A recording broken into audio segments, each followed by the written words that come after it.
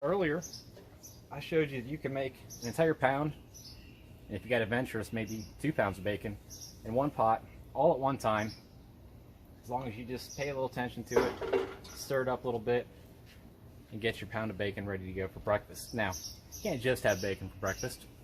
Well, you could, but probably shouldn't. So, I promised you a hack in the last video as well, and so I'm going to show you what that hack is. One of the things it involves is also understanding the difference between the Dutch oven or the cast iron we used earlier and some other pan types. In this case, these I have here are skillets, and they're made out of a non-stick surface. It's called like a Teflon or a non-stick surface. The important thing about these types of cooking surfaces, different than the cast iron, is you do not want to scrape or ever use a metal spatula or fork or spoon when you see that kind of black non-stick surface on your pan. We don't normally use these very often when we're out camping because the cast iron cooks so well without a lot of soap and wire and all that kind of stuff. Well, this isn't going to mess up. What we're going to do is not going to mess up your cooking surface very much at all. In fact, I'm going to show you how you can do use that bacon, throw some eggs and fajita shells and whatever else you want to throw in there, and not use a single utensil or spatula or anything at all. Just one pan and your hand, and you're ready to go. Now, this might be a good time if you've already got your bacon cooked. Notice I have 2 pans here. If I were a patrol, 2 people could cook at the same time. If I had another oven, we could get several of them going, or stove rather. But once you grab your breakfast fajita off of this, you're probably going to want to eat it. So this might be a good time to say your blessing as a patrol, and then you can go about making your fajita. It only takes a few seconds, a few minutes at the most, and you're off and rolling with a hearty meal for the morning, and your mind's ready for a great day. So I've got my stovetop here. Notice it's not on, just like last time I talked about not having too much heat. You want to start low. If you need to bring the heat up, you can, but you never want to start too high with the heat. Start nice and low with the heat. Now, so I'm even going to go ahead and turn that on. And notice it's really loud, so I know it's too hot. I can feel the heat all the way up here. So I'm going to keep turning it down without turning it off.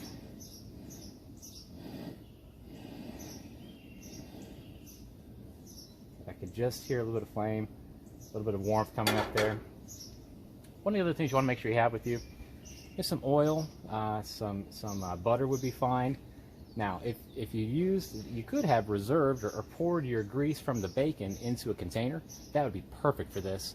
Now I chose to make fire starters for later. I sopped it up with paper towel, the bacon fat that is, to maybe use for something later. But I've got my oil. I'm just going to put a little bit in the pan, my non-stick pan. A couple drops, maybe a teaspoon. Now when it went in there, it didn't start boiling right away. It's running around the pan kind of slow. It's not running around like water. It's a little slower than that. That's what you want. If it was running around like water, if it started boiling, this pan is way too hot and I have to set it aside and wait a few minutes. So I keep it off the heat as much as I can. But now I'm ready. I'm going to put my egg right in the middle. You can use 1 egg, you can use 2 eggs. For this one, I'm just going to use 1. And it's in there, it's ready to go. The next thing is I'm going to have a tortilla shell. Before I put that on top though, this is where I'm going to break up some bacon, put that right in there. Just you break it in mini pieces, a couple pieces, however you want to do it. You want to get it in there before the egg starts to cook too much. Now in this case, I like a little bit of greens. I understand that some of you don't. That's okay. We'll talk about maybe a way to get those in later. Just a few greens on there. Looks yummy. And we need a good binding agent, also known as cheese. So, got to have some cheese on there.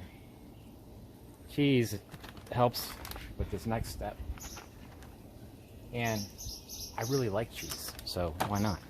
So I got all that on there. Got all my ingredients. Watch this. Right on top and smush. Not gonna burn myself. Gonna smush. And so I think that egg is smushing itself all the way to the edge of the pan. Watch this. Within seconds, I can start spinning the entire contraption here. That is because the egg underneath has been cooking, and it can slide right on that nonstick pan. I'm going to let that go maybe 60 seconds, maybe 2 minutes max. With one egg, that's probably all you need, is about 60 seconds or so. And just let that simmer away a moment.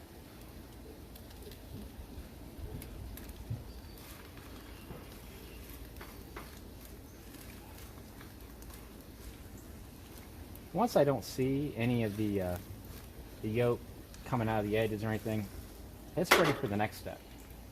I am going to use one more paper towel. I'll be very careful. Not going to touch the pan to my hand. I'm going to touch my hand to the fajita, flip it over, and just hold it. It's not burning me at all. I've got the part that was not on the skillet on my hand. I'm going to slide it right back in the pan. We're not done yet. We're going to let that side cook up a little bit. This would be a good time as well if you have hot sauce, ketchup, whatever else you like to put on. Just a few drops here and there. Be a great time to do that. You have an extra bacon lying around, why not? It's here. Go for it. And just let that cook for, again, maybe another 30 seconds or so. So that first side cooked maybe, wow, less than a minute. This side's going to go for maybe 30 seconds or so. And so pretty much within a minute to 2 minutes, you went from having a pile of cooked bacon to all those ingredients all together. And then the next step is, carefully, don't let the pan touch you again. Just let it slide right off onto your hand, like that. Notice I start on one side and I slide to the other. I don't want this going back down to heat. I could turn the heat off. I could set it aside. If I had a picnic table or something here, I'd set it aside there, knowing that my heat's on. I don't want the pan to go right back on and start getting that pan too hot again. So I'm turning my heat off. And now I can just roll this right up. Bacon in there. Maybe a couple of rolls. Get the bacon in there. Boom. Look at this. Breakfast burrito. Ready to go.